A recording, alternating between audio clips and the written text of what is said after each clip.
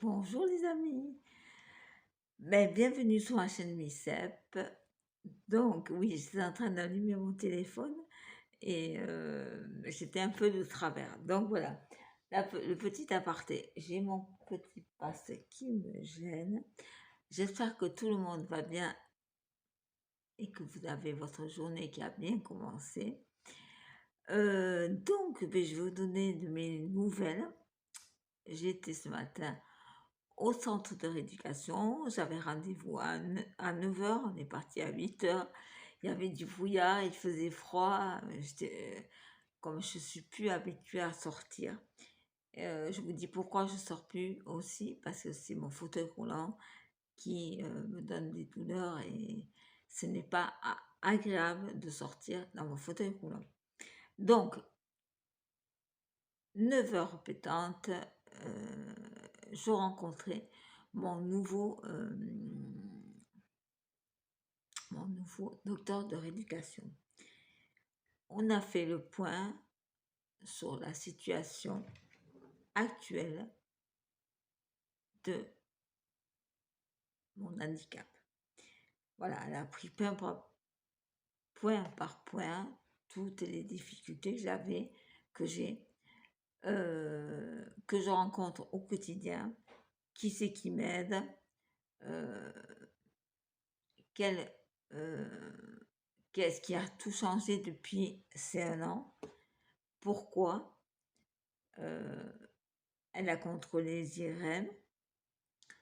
La nuit, elle a trouvé ça bizarre qu'il n'y ait pas de lésion, qu'il n'y ait pas de nouvelles taches, ni de foyer infectieux, et que mon état s'est dégradé comme ça.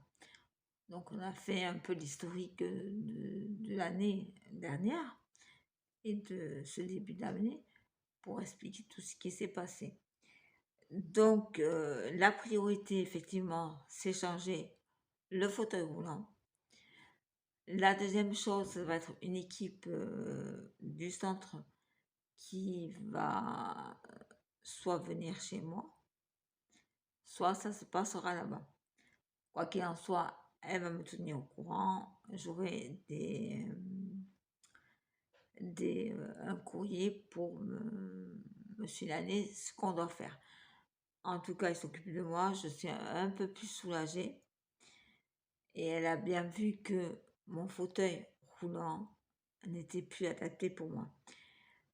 Elle va faire aussi une radio de contrôle de mon dos parce que j'ai attrapé une syphose. J'avais déjà une scoliose, mais avec tous les soucis que j'ai eus par rapport à ma hyperthyroïdie, euh, ma grippe qui m'a aussi un peu assommée, mais c'est surtout l'hyperthyroïdie et le stress que j'ai eu face à ce qui m'arrivait, que mon handicap m'empêchait de faire beaucoup de choses. Ce stress-là n'a pas été aussi bon pour la sclérose en plaques. J'ai parlé aussi de mon souci. Je vais boire.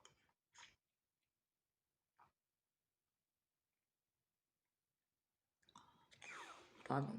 De mon souci que j'ai des problèmes d'allocution et que j'ai une bouche très sèche. Faut pas s'affoler, c'est lié à un symptôme de la sclérose en plaques et aussi aux médicaments que je prends. Donc, je vais en parler avec mon médecin traitant et avec eux qui, bien sûr, feront le nécessaire. Donc, ça, à ce jour, écoutez, je suis restée 1 heure et demie avec elle, elle m'a auscultée, elle a pu voir les dommages que a fait la sclérose en plaques sur moi. Et qu'ils allaient prendre toutes les mesures pour pallier à toutes les difficultés que j'ai et toutes les douleurs que je peux avoir. Ils vont pallier à tout ça. Ça va se mettre en place. Voilà. Donc, ben, écoutez, j'ai passé 1 heure et demie avec ce nouveau docteur qui était très très bien. Voilà, j'ai revu du personnel aussi du centre. Ça m'a fait très plaisir. On a pu un peu discuter. Euh, C'était très agréable. En plus, il faisait beau. Et ce centre-là, où je vais, il y a la mer. Et donc, moi, dès que je vois la mer, je suis comme une folle. Donc, voilà. Donc, j'étais un peu fatiguée parce que, vous savez, tous les rendez-vous, moi, me stressent un petit peu. J'ai été avec mon compagnon. J'ai pas été en ambulance parce que il fallait faire les transferts et aussi qu'il soit là pour parler si moi j'avais des difficultés à dire les choses, euh, à dire les choses de mon quotidien, des choses qui pouvaient m'échapper, que ils ont l'habitude de voir. Je lui ai dit aussi que ben, je déprimais un petit peu, il y avait une tristesse qui s'était installée. Donc tout ça, elle va voir. Elle m'a demandé si je prenais un traitement pour ça. Je lui ai dit, écoutez, je prends des anxiolytiques quand je me sens vraiment pas bien. C'est pas tout le temps, c'est au cas par cas. Voilà, aujourd'hui, je n'en ai pas pris. J'en prends, je lui ai juste dit que j'en prends un petit. Vraiment, c'est un quart. C'est un quart de l'exomie que je prends le soir. Comme ça, je suis plus détendue pour dormir et je suis plus tranquille. Voilà, on a parlé de mes douleurs. Donc, oui, je pense que je vous ai dit, elle va faire une radio pour mon dos. Euh, Elle va vous demander d'autres examens pour voir un petit peu comment mon squelette a bougé, parce que ça a quand même pas mal bougé. Voilà, je vais encore un peu revoir.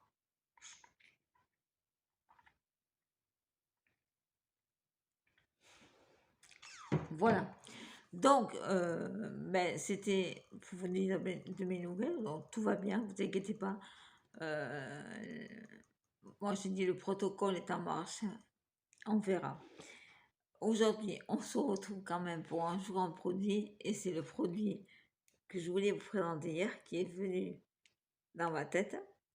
C'est un produit que vous connaissez toutes. Parce qu'on est une communauté de personnes vintage. Et ça, vous devez connaître. Si vous ne connaissez pas, c'est quand même malheureux. Voilà les Chamonix de Lu. Alors ça, c'était un péché mignon que j'adorais enfant. Et comme on a repris de faire le drive, donc j'ai le temps de réfléchir, de voir, j'ai dit à ma fille, écoute, j'ai envie de Chamonix. Donc, parce que mon chéri, quand il fait les courses, il trouve à moitié des choses.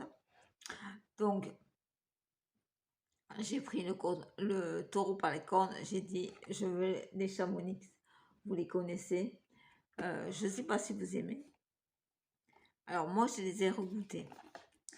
Le petit souci qu'il y a, bon, elles sont toujours très bonnes, mais comme mon palais a énormément changé je vous réexplique, à cette sécheresse de la bouche due à la sclérose en plaques et aux médicaments, j'ai un peu le palais qui est, voilà, le palais, le goût qui est différent. Et j'étais un peu déçue de ne pas retrouver ce goût orange qu'il y avait dans les Chamonix. Alors, si j'ai trouvé ça très bon, c'est en plus très sucré, ce qui est très agréable. Donc, c'est lui créateur de biscuits depuis 1848, ça vous le savez. Ils ont un site internet que je vous mettrai parce qu'ils ont ils ont retrouvé tous les engagements de lui. Alors, ce petit biscuit a été créé Dans les années 30, ces petits biscuits arrondis fourrés à l'orange et recouverts d'un délicat glaçage sont inspirés des nonnettes, une spécialité culinaire de l'Est de la France. Donc, si vous voulez faire une pause gourmande, moi je prends 2 petits chamonix avec une tisane et un fruit. Voilà. Ben, dites-moi en commentaire si vous les aimez. Voilà, c'était un petit clin d'œil à notre enfance, jeunesse.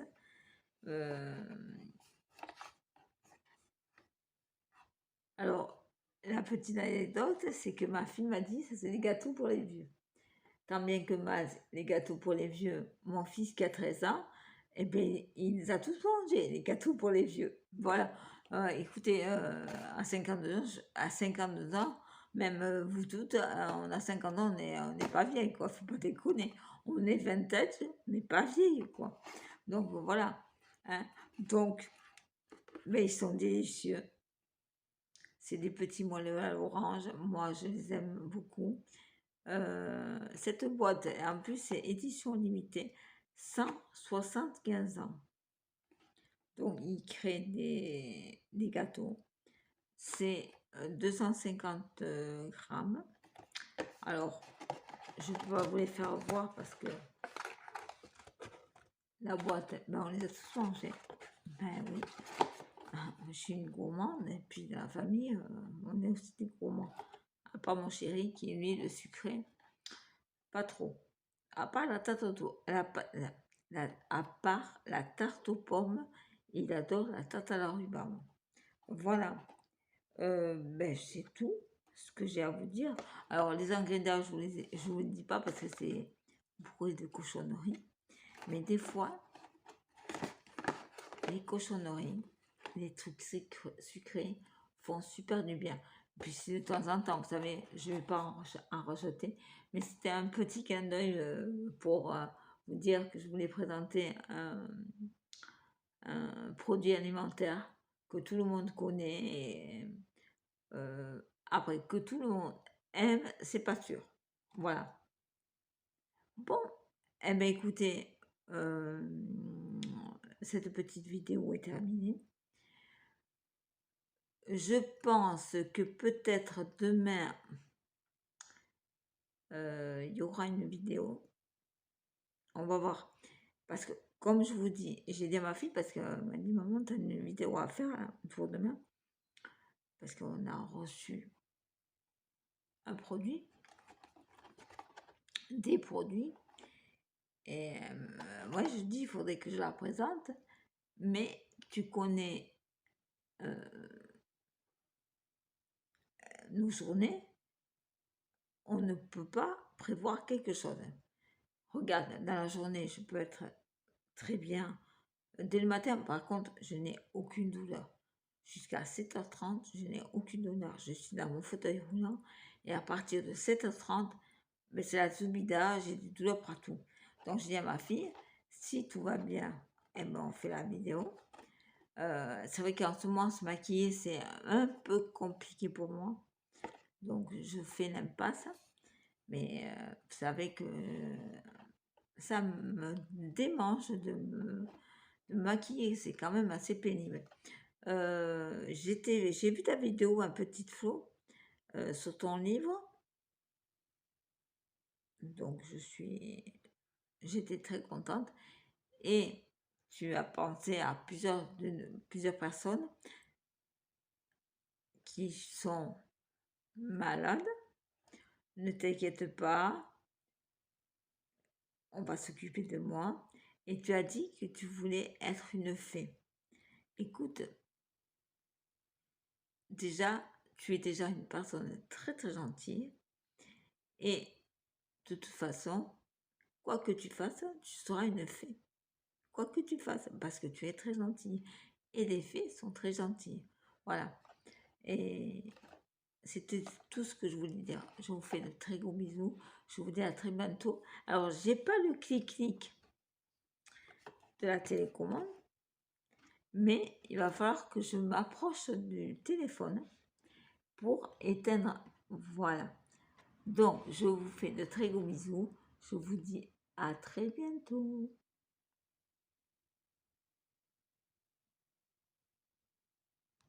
voyez, je suis encore là. Hein.